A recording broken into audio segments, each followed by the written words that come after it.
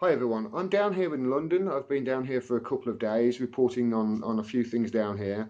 Thanks to your kind donations towards my journalism drive. Thank you very much. We're over halfway now towards the £500 goal. And what I did with the first half of the money is buy laptop and equipment to make me mobile. Now I'm still recording from my camera, so the sound quality and the visual quality isn't going to be great. But with the second half, if we can get to 500 before the Extinction Rebellion in the middle of April, I think it is, then I can get a quality camera, quality microphone, so I can start interviewing people and getting people in their own words at that rally rather than me just doing stuff to camera.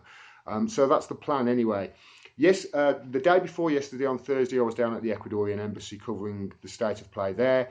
Yesterday, I was at the Brexit march covering that. This is the sort of the footage I cobbled together from yesterday's march. Enjoy.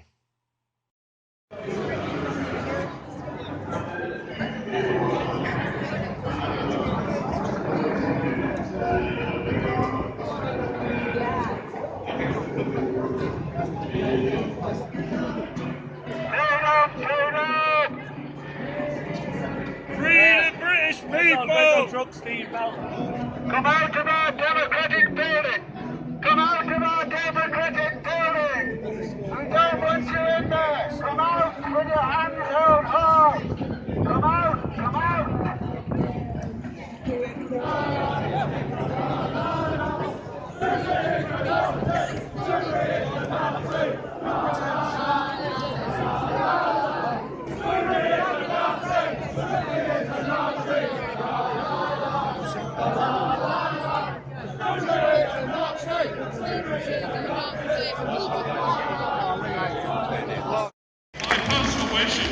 My personal wish, I'd like to see him over there as a UKIP Member of Parliament telling John Bercow what he thinks of him.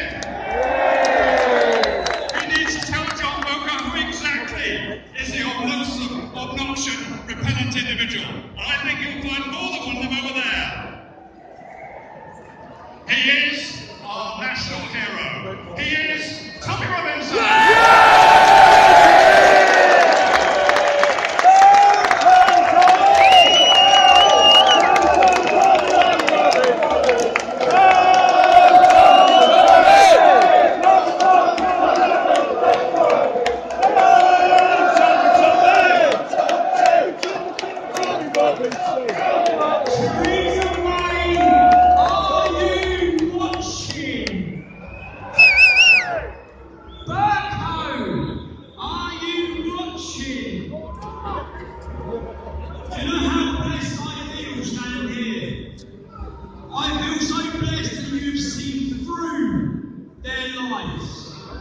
Through their manipulation, through the propaganda.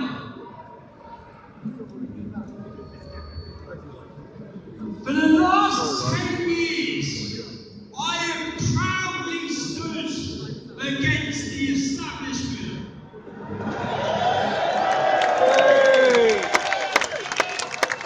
What a beautiful sight I see today.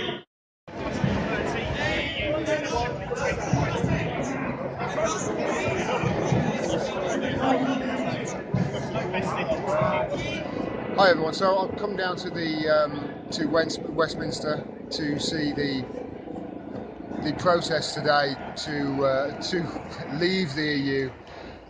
I've been to some really big football stadiums in my life, and yeah, there's a good few football stadiums worth here. It's going to be interesting to see what the mainstream media say was the turnout today, but I mean, looking at it, there's got to be 250,000 people here minimum, in my estimation. A good 3 big football stadiums worth at least.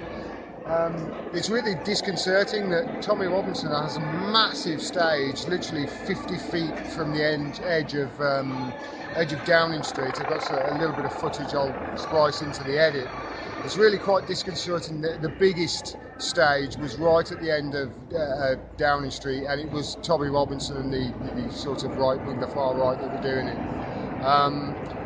Other than that, it seems to be very peaceful. The police, it doesn't seem to be any trouble at all. Everybody's really, we've only seen one argument with a guy on a bike, which was really quite funny.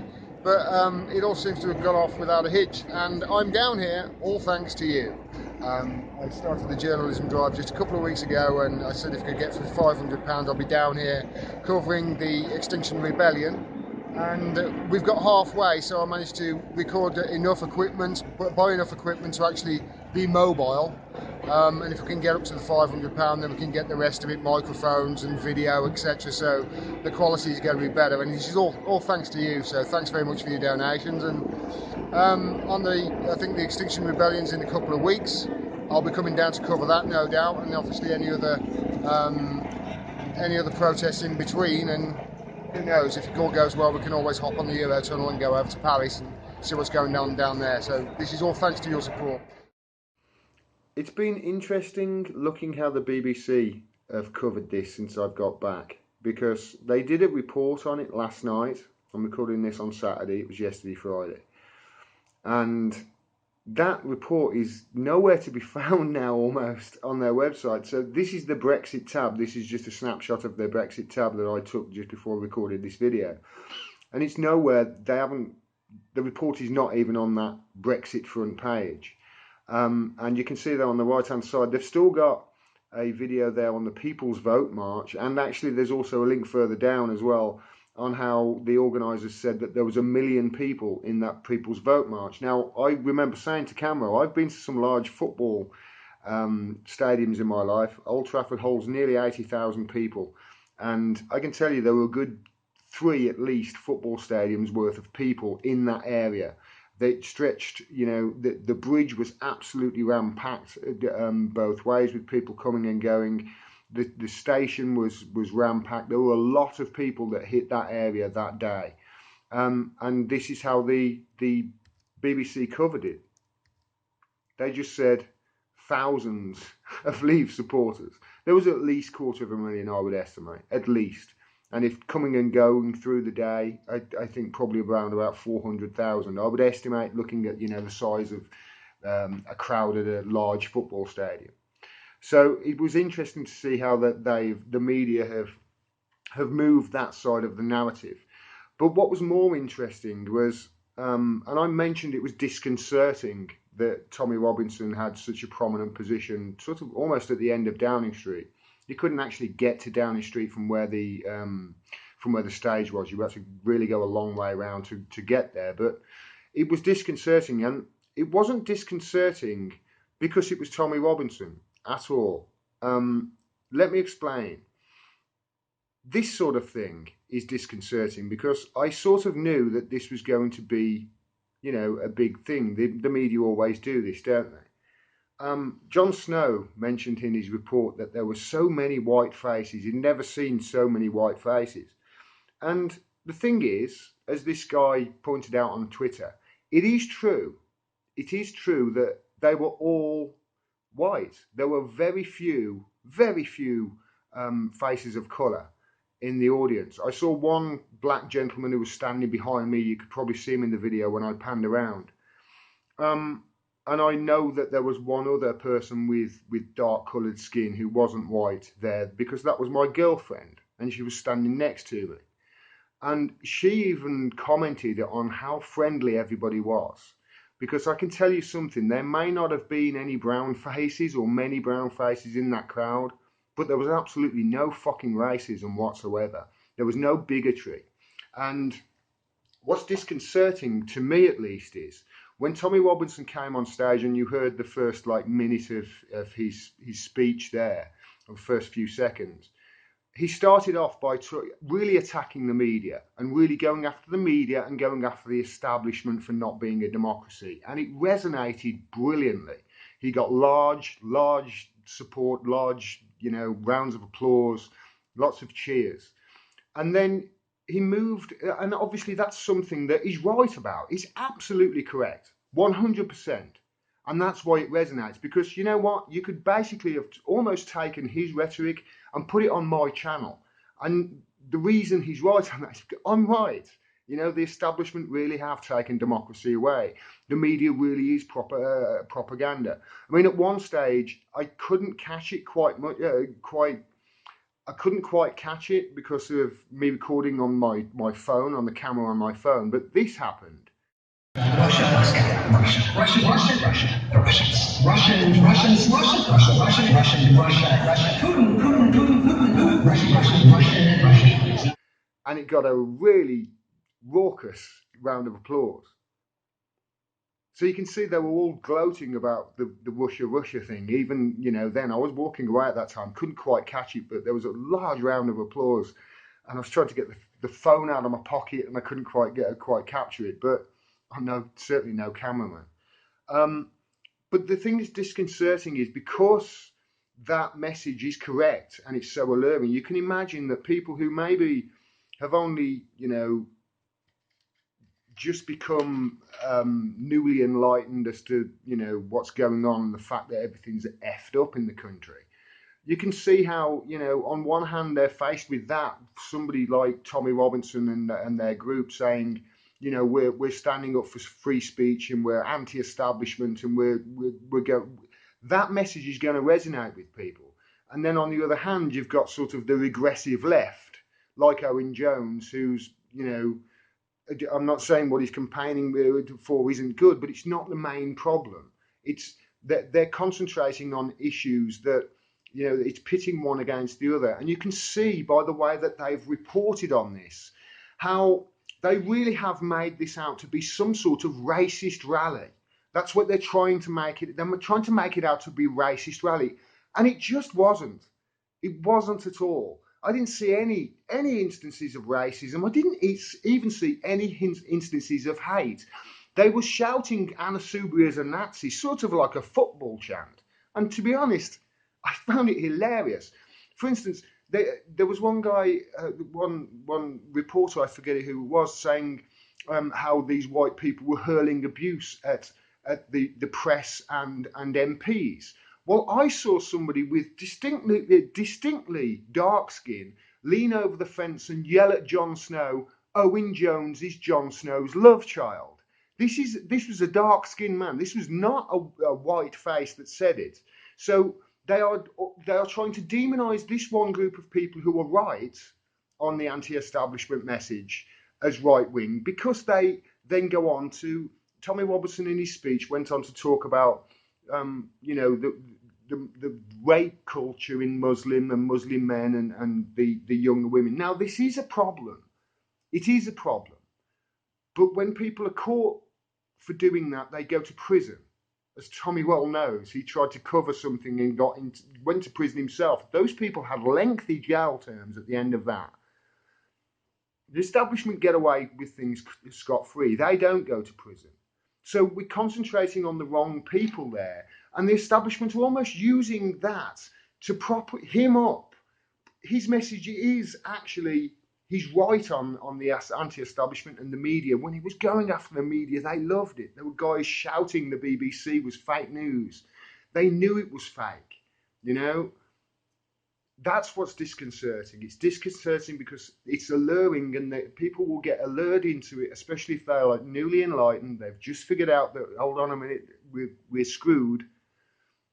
And it's moving people towards right-wing fascism that you get in America rather than the left-wing populism, sort of, forward-thinking progressive movement that is actually going to be far more likely to fix the situation that we're in. That's what I found from my time yesterday at that rally. It was really quite a lovely experience. It certainly wasn't racist like they said in the media, like they tried to point it to.